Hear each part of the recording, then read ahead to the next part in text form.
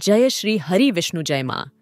लक्ष्मी दोस्तों, कई वर्षों बाद एक दिव्य और दुर्लभ शुभ संयोग में शरद पूर्णिमा का व्रत और चंद्र ग्रहण पड़ने जा रहा है। इसीलिए दोस्तों, आज हम आपको आश्विन शुक्ल पक्ष की पूर्णिमा पर शरद पूर्णिमा व्रत की पूजा विधि और व्रत कथा सुनाने जा रहे हैं।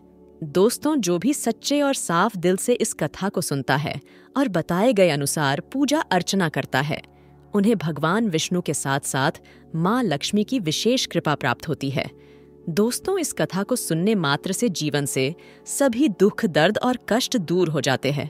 दोस्तों, भगवान विष्णु और मां लक्ष्मी की पूजा शरद पूर्णिमा काल में करने से आकस्मिक संकटों से छुटकारा मिलता है और भगवान विष्णु और मां लक्ष्मी की पूजा से भय और रोगों का नाश होता है। साथ ही आकस्मिक धन की प्राप्ति होती है। और दोस्तों, अगर आप भी अपने जीवन में भगवान विष्णु और मां लक्ष्मी की कृपा पाना चाहते हैं तो इस वीडियो को लाइक करके चैनल को जरूर सब्सक्राइब कर ले और कमेंट में जय श्री हरि विष्णु जय मां लक्ष्मी लिखना न भूले। दोस्तों, हिंदू पंचांग के अनुसार अश्विन मास के शुक्ल पक्ष की पूर्णिमा को शरद पूर्णिमा मनाई जाती है। इस साल शरद पूर्णिमा 28 अक्टूबर के दिन है और इसी दिन साल का आखिरी चंद्र ग्रहण भी लग रहा है। दोस्तों, शरद पूर्णिमा को रास पूर्णिमा भी कहते हैं। मान्यता है कि इस दिन भगवान श्री कृष्ण ने राधा रानी और गोपियों के संग महारास रचाया था और इस दिन व्रत रखकर पवित्र नदियों में स्नान दान करने, सत्यनारायण भगवान की पूजा और व्रत कथा सुनने से घर में सुख समृद्धि आती है। पूर्णिमा के दिन धन वैभव की प्राप्ति के लिए माता लक्ष्मी से जुड़े ज्योतिष उपाय बेहद कारगर होते हैं। दोस्तों, साल 2023 में शरद पूर्णिमा का व्रत और पूर्णिमा का स्नान दान 28 अक्टूबर शनिवार को है और पूर्णिमा तिथि प्रारंभ होगी 28 अक्टूबर प्रातः काल 4:17 पर और पूर्णिमा तिथि समाप्त होगी और 29 अक्टूबर को प्रातः काल 1:53 पर चंद्रोदय का समय होगा और 28 अक्टूबर शाम 5:47 तक रहेगा।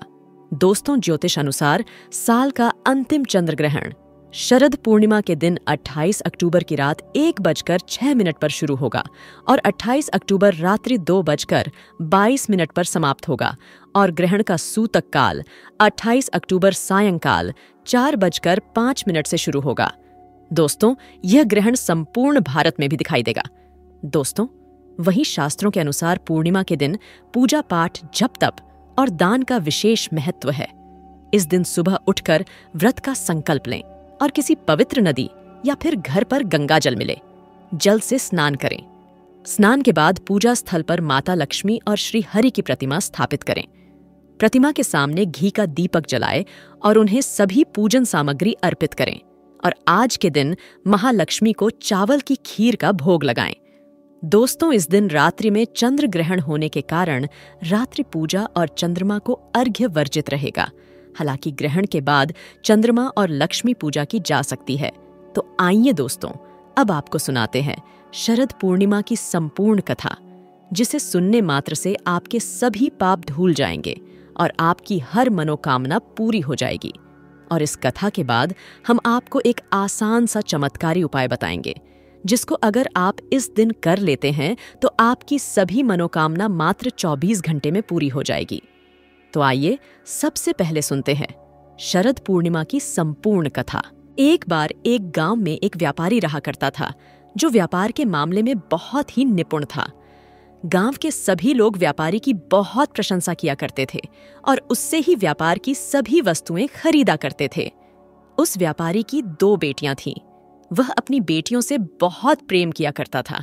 उनके लालन पालन में कोई भी कमी होने नहीं देता था। धीरे धीरे जब व्यापारी की दोनों बेटियां बड़ी हो गईं, तब उस व्यापारी ने अपनी दोनों बेटियों का विवाह बड़ी धूमधाम से किया। अपनी दोनों बेटियों की शादी अच्छे अच्छे परिवारों में की। व्यापारी की बड़ी बेटी को पूजा पाठ में अत्यधिक रुचि थी और उधर व्यापारी की छोटी बहन को पूजा पाठ में कोई भी रुचि नहीं थी। शादी के बाद व्यापारी की दोनों बेटियों ने माता शरद पूर्णिमा का व्रत रखना शुरू कर दिया। व्यापारी की बड़ी बेटी बहुत ही ध्यानपूर्वक और मन लगाकर शरद पूर्णिमा की पूजा की तैयारी करती थी और उपवास रखा करती थी। उधर व्यापारी की छोटी बेटी शरद पूर्णिमा की पूजा तो करती थी, लेकिन वह सारे काम को आधा अधूरा करती थी। व्यापारी की छोटी बेटी ने कभी भी शरद पूर्णिमा की पूजा संपन्न करी ही नहीं थी। उधर व्यापारी की बड़ी बेटी ने हमेशा से शरद पूर्णिमा की पूजा मन लगाकर की थी और उसको संपन्न भी किया था, जिसके फलस्वरूप व्यापारी की छोटी बेटी के कोई संतान नहीं थी।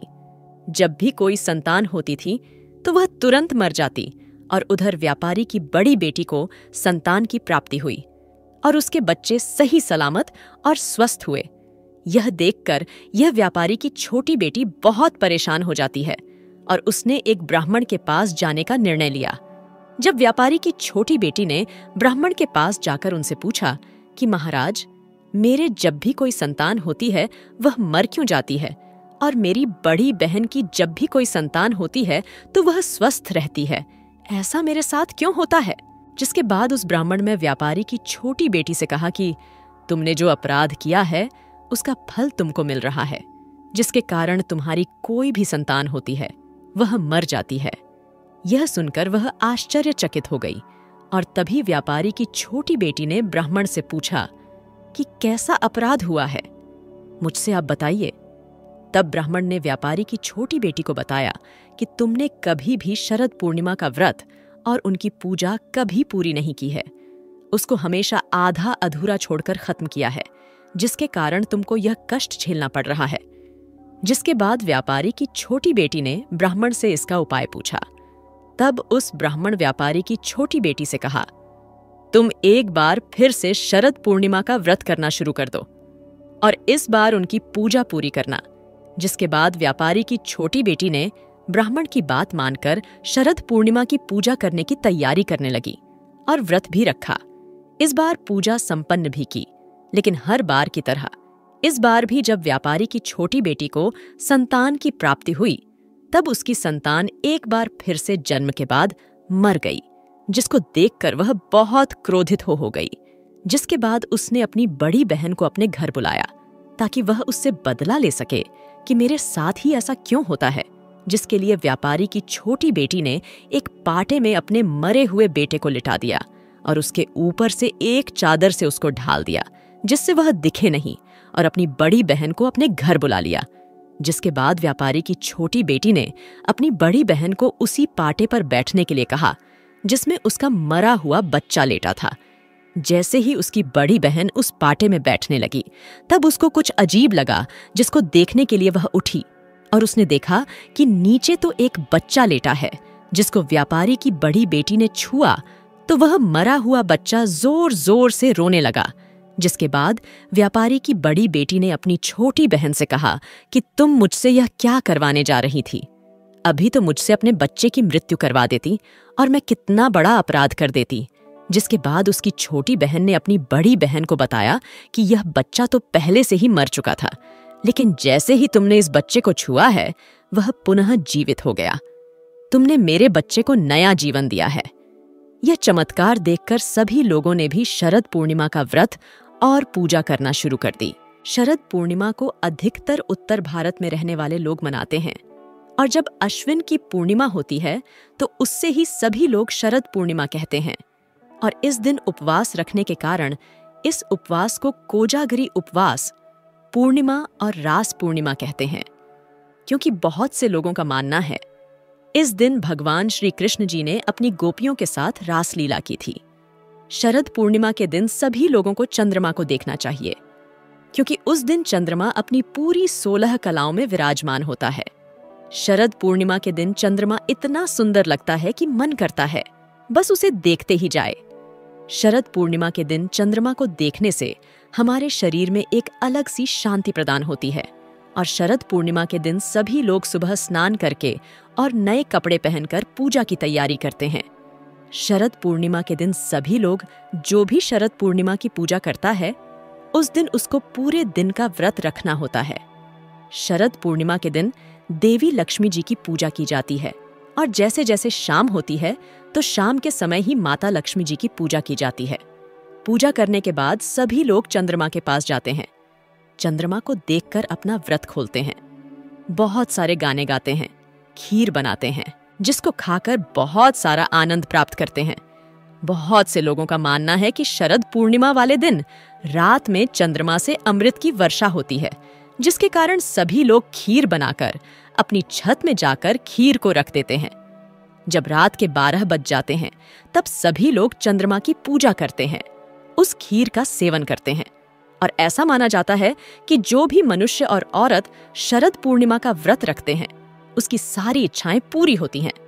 तो आइए दोस्तों, अब आपको बताते हैं वह विशेष उपाय जिसको करने से आपकी सभी मनोकामनाएं भगवान विष्णु और मां लक्ष्मी तुरंत ही पूरी कर देंगे। दोस्तों, ज्योतिष अनुसार इस साल शरद पूर्णिमा पर 5 शुभ योग बन रहे हैं। शरद पूर्णिमा के दिन सौभाग्य योग, सिद्ध योग, गजकेसरी योग और शश योग का निर्माण हो रहा है। ऐसे में मां लक्ष्मी को प्रसन्न करने के लिए कुछ विशेष उपाय किए जा सकते हैं। शास्त्रों के अनुसार आर्थिक स्थिति को मजबूत करने के लिए शरद पूर्णिमा की रात मां लक्ष्मी की पूजा करने के साथ ही मां को 5 कौड़ियां अर्पित करें और दूसरे दिन इन कौड़ियों को लाल और पीले कपड़े में लपेटकर तिजोरी में रख दें। शरद पूर्णिमा की शाम घर के मुख्य द्वार पर हल्दी से स्वास्तिक बनाएं। शरद पूर्णिमा के दिन देवी लक्ष्मी को पान का पत्ता चढ़ाने से विशेष कृपा प्राप्त होती है। श्राद्ध पूर्णिमा की रात चंद्रमा की किरणें अमृत बरसाती हैं, इसीलिए इस दिन रात में ही चावल की खीर बनाकर खुले आसमान के नीचे रखी जाती है। फिर पूजा के बाद इस खीर का सेवन किया जाता है। लेकिन इस बार शरद पूर्णिमा पर चंद्र ग्रहण भी है। ऐसे में चंद्र ग्रहण के समाप्त होने के बाद ही खीर बनाकर खुले आसमान के नीचे रखें और अगले दिन इसका सेवन करें। इससे स्वास्थ्य लाभ प्राप्त होते हैं। तो दोस्तों, आशा करते हैं शारद पूर्णिमा व्रत से जुड़ी हुई यह महत्वपूर्ण जानकारी आपके लिए अवश्य उपयोगी सिद्ध होगी। तो दोस्तों, आपको जानकारी कैसी लगी हमें कमेंट में जरूर बताइएगा। वीडियो अच्छा लगा हो तो वीडियो को लाइक, शेयर और चैनल को सब्सक्राइब करना न भूलिएगा। आप सभी के मंगल की कामना करते हुए मिलते हैं अगली वीडियो में। धन्यवाद। जय श्री हरि विष्णु, जय मां लक्ष्मी।